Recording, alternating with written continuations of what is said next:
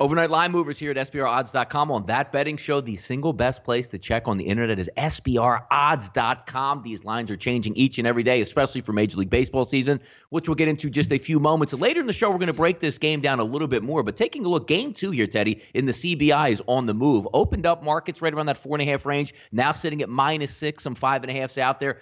Before we break it down, Teddy, just a quick word to the wise here. Obviously, it's a 3-game series. One of those things that comes in now, Teddy, where you see the line and it's on the move. Factoring in a little bit more as a quote-unquote must-win here for DePaul? It is a must-win for DePaul. Otherwise, their season is home. Their season is over, I should say. But a lot of this comes into the way the first game played out. You know, it wasn't like South Florida had an edge over DePaul in that game. They had a shot at the end to win it. But, you know, we'll talk about that later. DePaul was right there with them. DePaul didn't play at their pace. The game stayed way under the total. The market's certainly expecting DePaul to shoot the ball a little bit better at home. They've been an offensive juggernaut down the stretch. Hence, the money coming on the Blue Demons in this Game 2 matchup against South Florida. Those San Francisco Giants, Teddy, getting a little bit of early line movement going in their directions. Offshore book Chris opens up at -215, now sits around that -185 range. The Giants and the Dodgers getting it underway tonight. Total of 7.5. Holland comes in 0-1 versus Stripling. Should be a decent matchup out there, but again, we're talking about these early season line moves, 2-1 favorites here pulling back. Yeah, I mean, the bottom line is the markets are saying that they don't think the Dodgers should be 2-1 chalk tonight.